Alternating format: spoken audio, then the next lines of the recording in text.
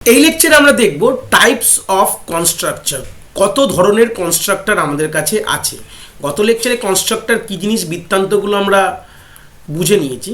এবার আমরা দেখব টাইপস অফ কনস্ট্রাক্টর। তিনটে ধরনের কনস্ট্রাক্টর হয়। একটাকে বলে ডিফল্ট কনস্ট্রাক্টর। তাহলে তিনটে কনস্ট্রাক্টরের নাম কি কি বললাম? একটা হচ্ছে ডিফল্ট কনস্ট্রাক্টর, একটা হচ্ছে প্যারামিটারাইজ কনস্ট্রাক্টর, একটা হচ্ছে কপি কনস্ট্রাক্টর। এদের ব্যাপারে একটু বলবো, ডাইরেক্ট প্র্যাকটিক্যালে গিয়ে দেখবো কি করে করবো আমরা। একদম বেসিক কথা, ডাইরেক্ট প্র্যাকটিক্যালে গিয়ে দেখবো যে ডিফল্ট কনস্ট্রাক্টর, প্যারামিটারাইজ কনস্ট্রাক্টর এবং কপি কনস্ট্রাক্টর কীভাবে আমরা তৈরি করব। একদম এই লেকচারে আমরা ক্লিয়ারলি বুঝে যাব। তার আগে একটু থিওরিটা দেখে নিই। ডিফল্ট কনস্ট্রাক্টর বলছে যে এই কনস্ট্রাক্টরটা আমাদের প্রোগ্রামার যদি না বানায়, কম্পাইলার অটোমেটিক্যালি বানিয়ে নেবে। প্রোগ্রামার যদি কনস্ট্রাক্টর না বানায় কি হবে? কম্পাইলার ইমপ্লিসিটলি এই ডিফল্ট কনস্ট্রাক্টর তৈরি করে নেবে। এই আগের থিওরিটা দেখি, প্র্যাকটিক্যালি কি দেখবো কিরকম দেখতে হয়। ঠিক আছে, তাহলে চলে আসে। কি বললাম? কম্পাইলার ইমপ্লিসিটলি তৈরি করে নেবে, বুঝে গেলাম। সেরকম আমি বলবো হচ্ছে প্যারামিটারাইজ কনস্ট্রাক্টর। তো প্যারামিটারাইজ কনস্ট্রাক্টর কি বলে? যে কম্পাইলার ইমপ্লিসিটলি তৈরি করবে না, প্রোগ্রামারকে তৈরি করতে হবে। Programmer has to create this constructor. যদি এরকম কোনো সিনারিও থাকে, প্রোগ্রামারকেই তৈরি করতে হবে। তাহলে চলে আসি, কি লিখবো? তাহলে বুঝলাম প্যারামিটারাইজ কনস্ট্রাক্টরে কম্পাইলার তৈরি করবে না। যখনই কিছু হবে তখন আমাদের প্রোগ্রামারকে স্পেশালি এটা লিখতে হবে কনস্ট্রাক্টরটা তার নিজস্ব কোডে, তাহলেই প্যারামিটারাইজ কনস্ট্রাক্টর কাজটা হবে। এবার হচ্ছে কপি কনস্ট্রাক্টর। কপি কনস্ট্রাক্টর কখন কাজে লাগে, কী বৃত্তান্ত, প্রথমে আগে এটা ডিসক্রিপশন আগে দেখবো, তারপর আমরা যখন ডাইরেক্ট প্র্যাকটিক্যাল আমরা করবো। এটা নর্মালি আমাদের কি কখন কাজে লাগে? যে কোনো একটি অবজেক্টের ভ্যালু যদি আরেকটি অবজেক্টে কপি করতে হয়, ধরে নাও আমি একটা সিম্পল কথা বলছি, আমাদের যে আমরা লাস্ট এক্সাম্পলের যে এক্সাম্পলটা দেখেছিলাম লাস্ট লেকচারে, কমপ্লেক্স বলে আমাদের ধরে নাও A1 একটা অবজেক্ট আছে আর A2 একটা অবজেক্ট আছে। ধরে নাও আমাকে এরকম করতে হবে, A2 অবজেক্টের মধ্যে A1 এর ভ্যালুটাকে কপি করতে হবে। তো এরকম ক্ষেত্রে মানে আমরা যখন একটা অবজেক্টের ভ্যালু আরেকটা অবজেক্টে কপি করি, তখন আমাদের কি লাগে? তখন নর্মালি আমরা করতে পারি না, আমাদের এই কপি কনস্ট্রাক্টরের সাহায্য লাগে। ওই কপি কনস্ট্রাক্টরের ছাড়া কিন্তু আমরা এই জিনিসটা করতে পারি না। আমরা এটা প্র্যাকটিক্যালি দেখব যে আদৌ কি এইটা কি কম্পাইলার অটোমেটিক্যালি করে নেয় না। আমাদের যদি না করি তাহলেও এটা অটোমেটিক্যালি মানে আমাদের নিজস্বভাবে করতে, মানে প্রোগ্রামারকে তৈরি করতে হয় না, compiler automatically copy constructor implicitly তৈরি করে না। এটা আমরা প্র্যাকটিক্যালি করে ডাইরেক্টলি দেখবো যে জিনিসটা কী হয়। ডিফল্ট কনস্ট্রাক্টর কী বললাম? সেম, আমরা কনস্ট্রাক্টরের ব্যাপারে জেনে গেছি।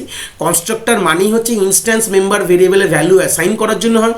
ডিফল্ট মানে এটাকে আমরা ডিফল্টটাকে আরেকটা নামে জানি, এটাকেও বলে দিই। ফার্স্ট ডিফল্টারই এক্সাম্পল দেখবো, নন প্যারামিটারাইজ কনস্ট্রাক্টর। ঠিক আছে, তাহলে ডিফল্টটা কি বললাম আমি?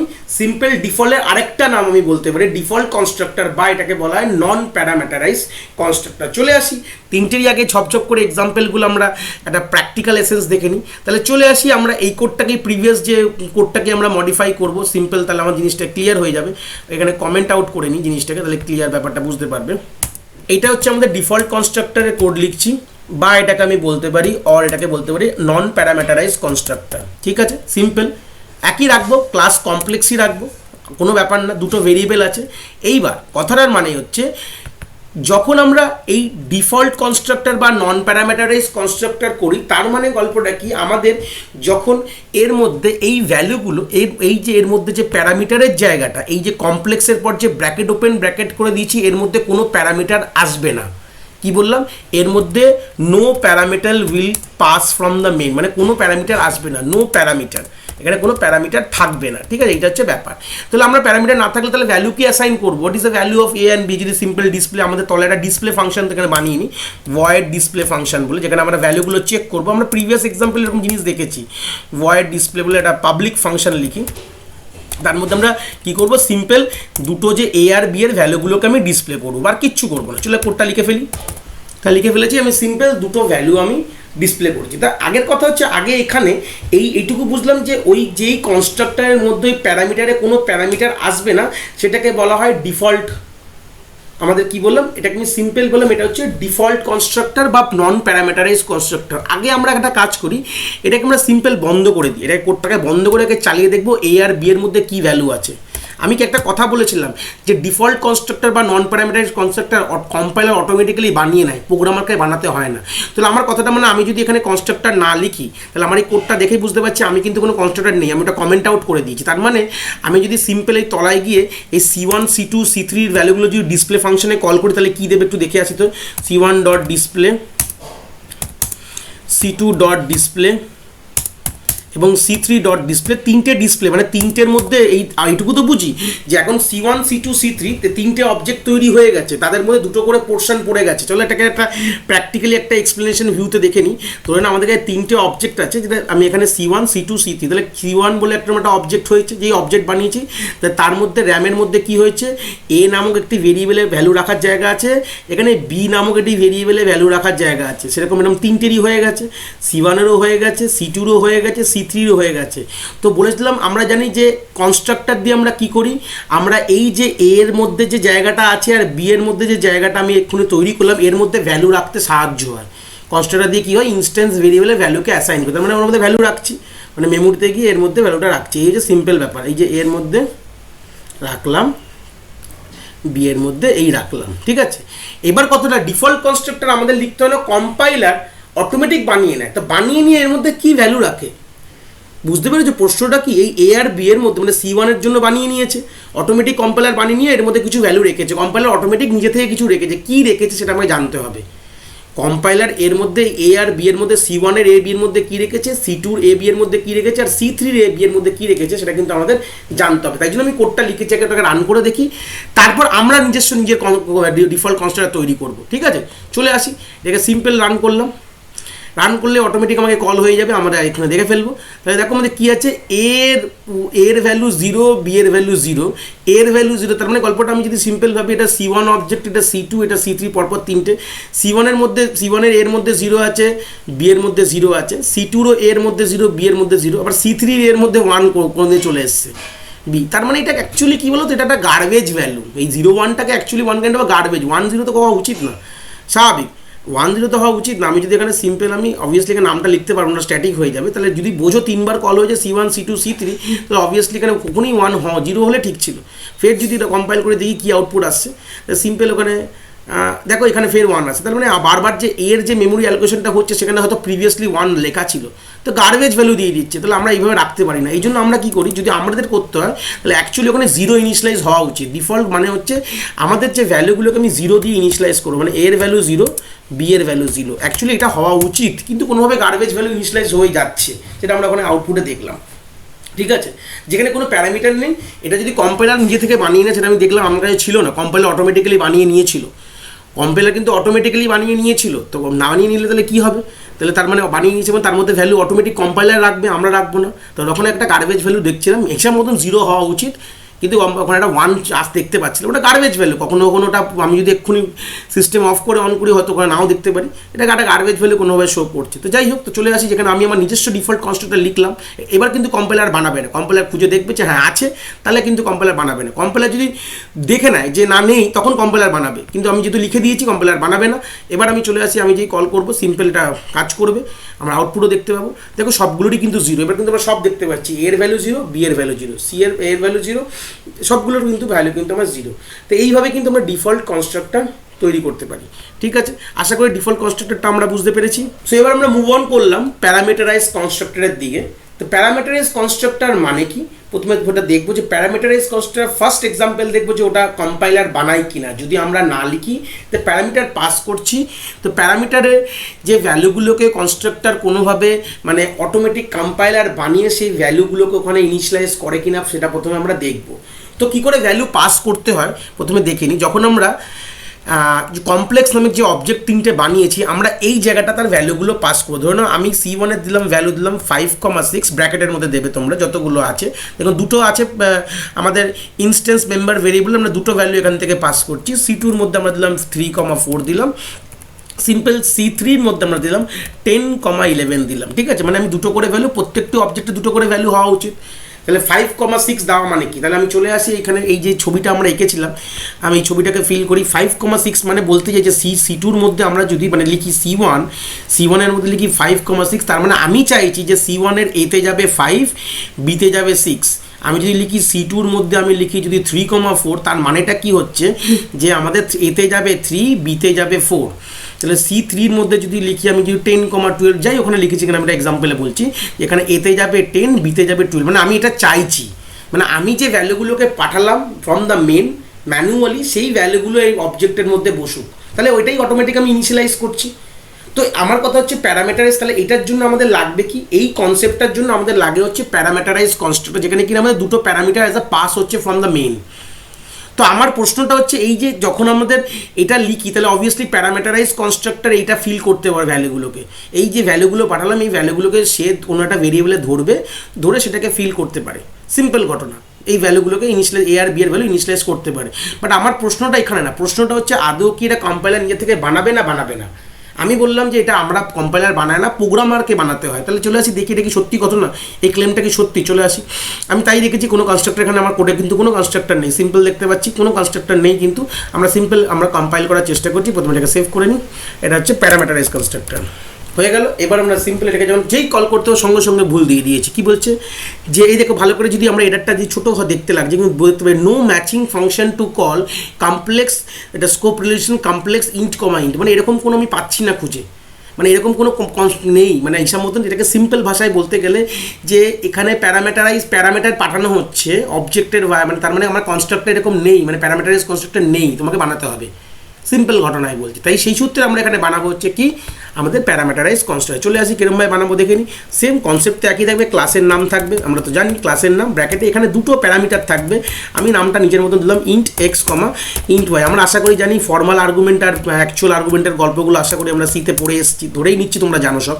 তাহলে আমরা কী হলো এই 5,6 যখন এই C1 তৈরি হবে, C1-এর 5টা কপি হয়ে যাবে এক্সে, আর C1-এর মধ্যে যে 6টা লেখা আছে সেটা ওয়াইতে কপি হয়ে যাবে। তারপরে সিম্পল আমরা ইনিশিয়ালাইজ করে দেবো a is equal to x, আর এখানে বি, এখানে তলার লাইনে লিখে দেবো b is equal to y. তাহলে সিম্পল আমাদের কিন্তু এরকমভাবে আমরা ইনিশিয়ালাইজ করে দেবো। এবার কিন্তু আমাদের কোড কমপ্লিট, জাস্ট এইটুকু অ্যাড করলাম। তাহলে এই যে দেখতে পাচ্ছি এই যে আমাদের যে কনস্ট্রাক্টরের ব্র্যাকেটের মধ্যে আমরা দুটো প্যারামিটার রেখেছি, সো সেই কারণে এটাকে কী বলা হচ্ছে, এই কারণে বলা হচ্ছে এটাকে প্যারামিটারাইজ কনস্ট্রাক্টর। ঠিক আছে, ব্যাপারটা বুঝতে পেরেছি, রাইজ কনসেপ্ট। তো এটাকে প্যারামিটার দেওয়া আছে, সেই জন্য এটাকে বলা হয় প্যারামিটারাইজ কনস্ট্রাক্টর। সিম্পল এটাকে যখন কম্পাইল করলেই বুঝতে পারবো কী আউটপুট আসছে কি না আসছে।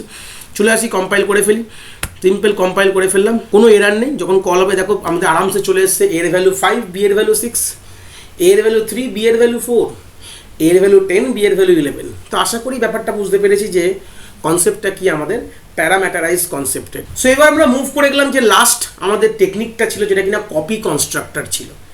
ঠিক আছে, তো কপি কনস্ট্রাক্টর কী জিনিস আমরা বলবো। আমরা এর বেসিকটা তো আমরা থিওরিটি থেকে দেখিয়েছিলাম, যদি আমাদের কোনো অবজেক্টকে কপি করতে হয়, মানে আমি সিম্পল ধরে নাও যে আমাদের দুটো অবজেক্ট এখানে আছে। কী দুটো অবজেক্ট আছে এটা আমরা এখানে দেখলাম যে A1 আর A2 দুটো অবজেক্ট এখানে আছে। A1 A2 দুটো অবজেক্ট কমপ্লেক্সের আছে। তো আমরা কী করেছিলাম A2 is equal two A1, ধরে না A1-এর মধ্যে কিছু ভ্যালু অলরেডি ইনিশিয়ালাইজড, A1-এর মধ্যে যে ইনস্ট্যান্স ভেরিয়েবলগুলো, তো আমি A1-এর ভ্যালুটা A2-তে রাখতে চাইছি। তো এরকম ক্ষেত্রে আমাদের কী লাগে, কপি কনস্ট্রাক্টর লাগে। আমি প্রথমে প্রশ্নটা করেছিলাম যে আদৌ এই কপি কনস্ট্রাক্টর কি আমাদের প্রোগ্রামার তৈরি করতে হয়, মানে ইমপ্লিসিটলি প্রোগ্রামারকে তৈরি করতে হবে, ইমপ্লিসিটলি বলবো না, এক্সপ্লিসিটলি কি প্রোগ্রামারকে তৈরি করতে হবে না কম্পাইলার নিজের থেকে তৈরি করতে পারে। আর যদি পারে তো সেটা আলাদা ব্যাপার, সেটা তো প্লাস পয়েন্ট আমাদের জন্য। কিন্তু যদি আমাদের তৈরি করতে হতো তাহলে কীভাবে তৈরি করতাম, দুটো প্রশ্নই কিন্তু খুব ইম্পর্টেন্ট। তাহলে আমাদের প্রথমে শিখতে হবে কীভাবে কপি কনস্ট্রাক্টর তৈরি করতে হয়। প্রথমে দেখবো কম্পাইলার তৈরি করে কি না, যদি করে তো ওয়েল অ্যান্ড গুড, তাহলেও আমাদের শিখতে হবে, নাহলেও শিখতে হবে। আর যদি না করতো তাহলে কীভাবে করবো আমরা, এই জিনিসটা জানতে হবে। তো চলে আসি, তো এইটা জানতে গেলে আমাদের কপি কনস্ট্রাক্টরের লজিকটা জানতে গেলে আমরা আরেকটা ছোটো লজিক আমরা জানবো, সেটা আমরা প্র্যাকটিক্যালি দেখবো। এই একটা প্রবলেম দেখবো, দেখে ওটাও আমরা এখানে শিখবো। চলে আসি আগে প্র্যাকটিক্যালি, একদম স্ক্রিনে চলে যায় জিনিসটাকে। আমি অলরেডি কপি কনস্ট্রাক্টরের কোডটা আগের যে কন্টিনিউয়াস যে কোডটা করছি সেটাকে আমি এখানে কপি করে রেখেছি, আলাদা কিছু না। আমরা প্যারামিটারাইজে যা কোড আছে তাই সেম কোড আছে, কোনো কোডে কোনো চেঞ্জ নেই। চলে আসি, তো সিম্পল কী হলো আমাদের সেই আমাদের প্যারামিটারাইজ কনস্ট্রাক্টর লিখেছি, সেই সূত্রে আমরা দুটো ভ্যালু এখানে ডিসপ্লে ফাংশন ডিসপ্লে করছি। আর কি করেছি এখানে আমি একটা ওখান থেকে অবজেক্ট উড়িয়ে দিয়েছি, C3 অবজেক্টটা নিয়ে, আর এটাকে আমি কমেন্ট আউট করে রেখেছি এখানে পরবর্তীকালে কাজে লাগবে বলে। ঠিক আছে, তো আমি কি চাইছি, আমি সিম্পল চাইছি যে আমাদের C1 C2 দুটো অবজেক্ট আছে, ঠিক আছে, well and good, no problem. তো আমি চাইছি যে C3 বলে একটা অবজেক্ট তৈরি করি, আর C3 এর মধ্যে আমরা C2 ভ্যালুটাকে কপি করতে চাই। তো এটা কি করে পসিবল, প্রথমে আগে C3টাকে ইনিশিয়ালাইজ করি, এটাকে কম্পাইল করে দিই কী দেখাচ্ছে ব্যাপারটা। এখানে একটা নতুন একটা জিনিস জানবো আমরা। চলে আসি, যেই কম্পাইল করবো আমি সঙ্গে সঙ্গে একটা এরার পেয়ে যাব। কি পেয়ে যাবো? একটা এরার পেয়ে যাবো। কেন? এখানে বলছে কোনো ম্যাচিং ফাংশন পাচ্ছি না, তার মানে বলতে চাইছি যে কোনো ডিফল্ট কনস্ট্রাক্টর নেই। দেখো C3-র মধ্যে কোনো প্যারামিটার তো পাস করাইনি আমি। C1-এর মধ্যে পাস করেছি 5, 6কে, C2-র মধ্যে পাস করেছি 3 আর 4কে, বাট C3-র মধ্যে কোনো রকম কোনো প্যারামিটার পাস করায়নি। তার মানে এখানে গল্পটা কি হচ্ছে, কম্পাইলার এখানে একটা ভালো রোল প্লে করছে। কি রোল প্লে করছে তুমি দেখো, কম্পাইলার যখন তুমি প্রোগ্রামিং করো, তুমি যদি কোনো ডিফল্ট কনস্ট্রাক্টর তুমি যদি না লেখো তাহলে কম্পাইলার বানিয়ে নেয়। এটা তো আমরা অলরেডি পড়ে এসেছি। কিন্তু এখানে তাহলে প্রশ্নটা কী হচ্ছে, এটাও তো ডিফল্ট কনস্ট্রাক্টকেই কল করা উচিত। C3-র মধ্যে কোনো আর্গুমেন্টস নেই, মানে হচ্ছে C3-তে আর্গুমেন্ট করে পাঠানো হয়নি, তার মানে হচ্ছে C3 কিন্তু ডিফল্ট কনস্ট্রাক্টরকেই কল করা উচিত। সিম্পল, তাই তো। কিন্তু ডিফল্ট কনস্ট্রাক্টর কল করা উচিত, তাহলে ওটা তো অটোমেটিক্যালি কম্পাইলার তৈরি করে নেয়। তাহলে তো এখানে এরার দেওয়ার কোনো উচিত না। আমরা আগেও লিখলাম যে ডিফল্ট কনস্ট্রাক্টর না লিখলেও কিন্তু ওখানে আমাকে কম্পাইলার তৈরি করে নিচ্ছিল, কিন্তু এই ক্ষেত্রে তৈরি করছে না। বলছে যে না, কোনো ম্যাচিং কোনো কনস্ট্রাক্টর পাওয়া যাচ্ছে না বলে আমাকে একটা এরার দিচ্ছে। কেন দিচ্ছে এটা? এবার তোমার একটা গল্প বলি যে এখানকার কম্পাইলার কীভাবে তৈরি হয়েছে, মানে কীভাবে তারা থিঙ্কিং ক্যাপাসিটি কী আছে কম্পাইলারের। কম্পাইলার ভাবছে, ধরে নাও তুমি কোনো কনস্ট্রাক্টর লেখোনি আর তুমি ডিফল্ট কনস্ট্রাক্টরে মানে কাজ করাচ্ছ, কম্পাইলার তোমায় কিন্তু কনস্ট্রাক্টর বানিয়ে দেবে, নিজে থেকে বানিয়ে দেবে। কিন্তু তুমি যদি একটা প্যারামিটারাইজ কনস্ট্রাক্টর লিখে ফেলো তোমার কোডে, তুমি যদি একটা প্যারামিটারাইজ কনস্ট্রাক্টর লিখে ফেলেছো, তার মানে কম্পাইলার কী ভাবছে যে তুমি কনস্ট্রাক্টর বলে যে কোনো জিনিস হয় উপসের মধ্যে, সেটা তুমি তার মধ্যে তার ব্যাপারে তুমি অ্যাওয়্যার আছো, মানে ইউ নো দ্যাট থিং, যে কনস্ট্রাক্টর বলে কোনো জিনিস হয় যেটা দিয়ে আমরা কী করি, ইনস্ট্যান্স ভেরিয়েবলের ভ্যালু অ্যাসাইন করি। তো তার মানে তুমি একটা কনস্ট্রাক্টর তুমি প্যারামিটারাইজ লেখো কি তুমি নন ডিএ লেখো, ডিফল্ট লেখো। তো অলরেডি প্যারামিটারাইজ লিখলেই তো তুমি ডিফল্ট না লিখতে পারলেই গল্পটা প্রবলেমটা হবে। মানে তুমি ডিফল্ট তো তুমি না লিখলেও কনস্ট্রাক্টর বানিয়ে নেবে, কিন্তু প্যারামিটারাইজ তুমি লিখে ফেলেছো বাট ডিফল্ট লেখোনি, বাট তোমার ডিফল্টে কাজ লাগছে, তখন কিন্তু কম্পাইলার ডিফল্ট বানাবে না। কম্পাইলার বুঝে গেলো যে তুমি জানো, you know how to write a constructor, তা তুমি এবার লিখবে। কম্পাইলার কিন্তু এরকম ক্ষেত্রে আর বানাবে না। একবার যদি তুমি প্যারামিটারাইজ কনস্ট্রাক্টর বানিয়ে ফেলো যেটা তোমার প্যারামিটারাইজ কনস্ট্রাক্টর কাজে লাগছে, তারপর তুমি যদি ডিফল্ট কনস্ট্রাক্টর এরকম কোনো অবজেক্ট তুমি বানাচ্ছ যেখানে ডিফল্ট কনস্ট্রাক্টরই কল করবে, তো সেই ক্ষেত্রে কম্পাইলার বানাবে না, তোমাকে কিন্তু নিজের থেকে লিখতে হবে। তো চলে আসে লিখি, এই C3 আমাকে তো ডিফল্ট কনস্ট্রাক্টর নেই আমার মধ্যে প্যারামিটারাইজ আছে কিন্তু ডিফল্ট নেই। তো চলে আসি সিম্পল ডিফল্টটা লিখে ফেলি, complex bracket open bracket close, simple এখানে দুটো লিখবো, A = 0 আর এখানে B = 0। তাহলে ডিফল্ট নিজে থেকে লিখতে হবে। চলে আসি কম্পাইল করি। এখন দেখো সিম্পল কম্পাইল হচ্ছে, কোনো প্রবলেম নেই। আমাদের এখানে শুধু A আর B এর মানে দুটো অবজেক্টে দেখা যাচ্ছে, কারণ আমি C-টাকে বন্ধ করে রেখেছি। তো আমি যদি এখানে C-টাকে সিম্পল আমি খুলে দিই তাহলে C এর ভ্যালু 0 0 দেখাবে। ঠিক আছে, C এর ভ্যালু কি দেখাবে দেখো, সিম্পল আমি যদি চালাই তবে C এর ভ্যালু কিন্তু আমাকে, আমি যদি কম্পাইল করি আমাকে কিন্তু ওখানে মানে C3 যে অবজেক্টের ভ্যালু A0 B0 দেখাবে। এইবার যে কথাটা আমাদের কিন্তু এই ছোটো কনসেপ্টটা আমাদের শেষ হয়ে গেল। এবার আমাদের কী করতে চাইছিলাম, যে আমি করতে চাইছিলাম যে এখানে আমি সিম্পল কি করব, কপি করতে চাই যে C2-র ভ্যালুটা C3-তে, মানে C2-র এর ভ্যালুটা C3-এতে চলে যাবে, C2 এর B এর ভ্যালুটা C3-র B-তে চলে যাবে। তাহলে আমি যদি সিম্পল লিখি C3 = C2 দিয়ে এখানে সেমিকোলন দিই, এটা কি আদৌ চলবে? আগে দেখি। দেখো একদম সক্ষমলি চলে গেছে, কিন্তু কোনো প্রবলেম নেই। দেখো তাই কিন্তু অ্যান্সার আসছে, মানে এর দেখো আমার C2 রেসপেক্টে এর ভ্যালু 3 আছে আর B এর ভ্যালু 4 আছে, কিন্তু C3 রেসপেক্টে এর ভ্যালু 3 আর B এর ভ্যালু 4 রয়েছে। সক্ষমলি কিন্তু অ্যান্সারটা একদম ঠিকঠাক আসছে। তাহলে আমি কি বুঝলাম এখান থেকে? চলে আসি আমরা একটুখানি প্র্যাকটিক্যাল, আগে থিওরিটিক্যাল কনসেপ্টটা বুঝে নিই। তাহলে আমাদের কীরকম গল্পটা বোঝাতে চাইলাম, যে আমার কাছে ধরে নাও C2 বলে ছিল একটা অবজেক্ট সিম্পল, সের মধ্যে A এর মধ্যে ছিল 3 আর B এর মধ্যে ছিল 4, হয়ে গেল। আর C3 বলে আমি এটা তৈরি করেছিলাম যার মধ্যে ওই 0 0 লেখা মানে ইনিশিয়ালি ভাবে ওটা খালি রয়েছে, এর মধ্যে কিছু নেই, B এর মধ্যেও কিছু নেই। তাহলে আমি যখন লিখলাম C3 = C2, তার মানে কি হলো, সরি এ লিখছি C2, তার মানে এই 3টা আমার গিয়ে এখানে বসে গেল, তাহলে 3 চলে আসলো, আর এই 4টা গিয়ে আমার এখানে B-তে বসে গেল। এইটুকু তো জিনিস তো আমরা ক্লিয়ার বুঝতে পারলাম। তার মানে কি বুঝলাম, আমি কি কোনো কপি কনস্ট্রাক্টর লিখেছি?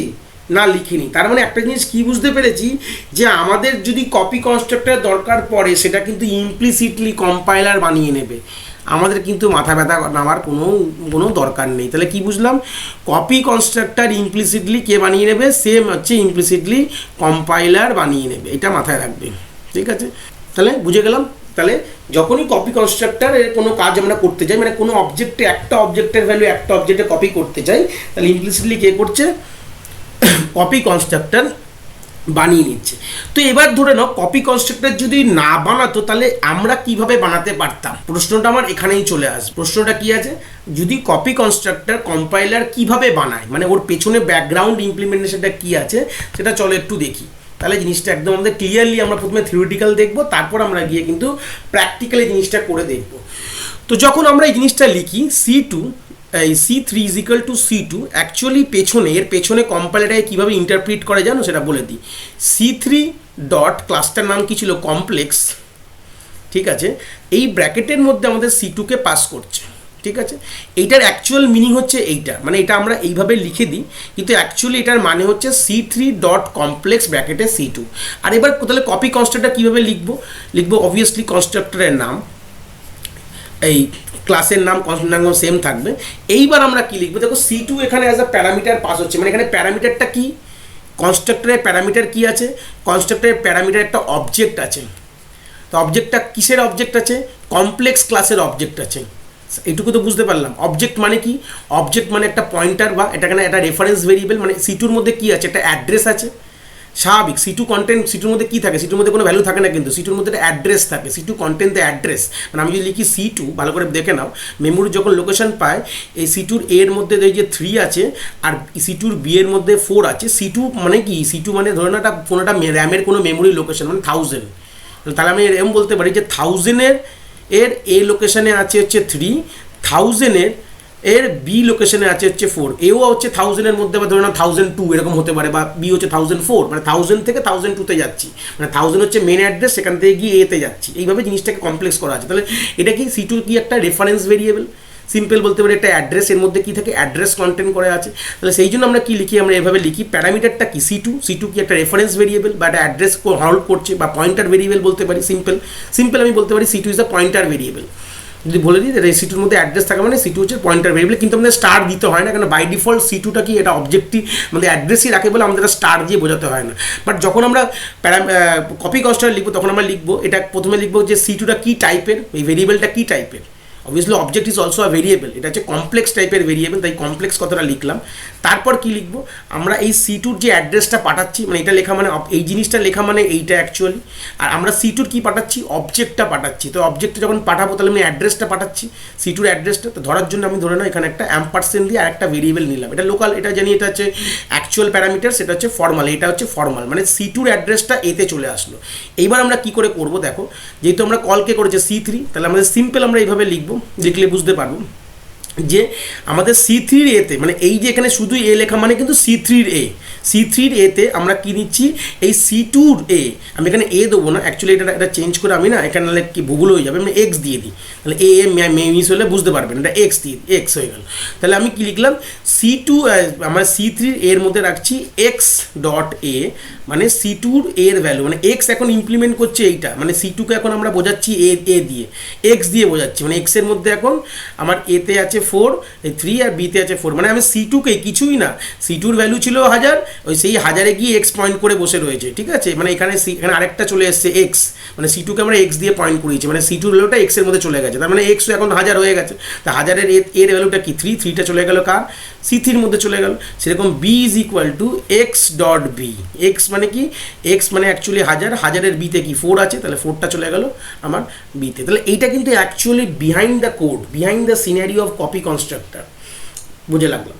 তাহলে এইটা লেখা মানে কিন্তু অটোমেটিক্যালি এই কোডটাই কিন্তু কপি কনস্ট্রাক্টর অ্যাকচুয়ালি কিন্তু লেখা হয়। তো চলে আসছে এটাকে প্র্যাকটিক্যাল একবার দেখি করে যে কীরকমভাবে জিনিসটা হচ্ছে। সিম্পল, যেহেতু আমাদের এখানে আরেকটা লিখতে হবে কমপ্লেক্স নামক, কমপ্লেক্স ব্র্যাকেটের মধ্যে আমাদের সিম্পল আমরা যদি লিখি যে কমপ্লেক্স টাইপেরই অ্যাম্পারসেন্ট দিয়ে আমরা এখানে এক্স দিয়ে দিলাম, দিয়ে যা দিয়েছিলাম ওখানে সিম্পল আমি এখানে করলাম a is equal to x dot a, দেখো অটোমেটিক চলে আসছে b is equal to x dot b, ব্যাস আমাদের কিন্তু কাজ শেষ। একই চলবে, কোনো প্রবলেম নেই। সিম্পল আমি যদি কম্পাইল করি আমাদের কিন্তু সোর্স কোডে ফাইল রিটার্ন হয়ে যাবে, কোনো প্রবলেম নেই। সেমই জিনিসটা হবে যেটা কম্পাইলার করছিল সেটা এইভাবেও করবে। আর মানে হচ্ছে কম্পাইলার এইভাবে ইন্টারপ্রিট করে C2 ডট কমপ্লিট, ডাইরেক্টলি আমরা লিখতে পারবো না, ব্র্যাকেটে হচ্ছে C2, এটা কম্পাইলার বোঝার জন্য, এটা কম্পাইলার বোঝার কথা আমি বলেছিলাম, এটা কিন্তু আমরা লিখতে পারবো না। We cannot use this thing, মানে এটা লেখা মানে কম্পাইলার ইমপ্লিসিটলি এই কাজটাই করছে, বাট আমরা ডাইরেক্টলি এটাকে ডাইরেক্টলি এইভাবে লিখতে পারবো না। সিম্পল। তো আশা করি আমরা কপি কনস্ট্রাক্টরের লজিকটা আমরা বুঝতে পেরেছি।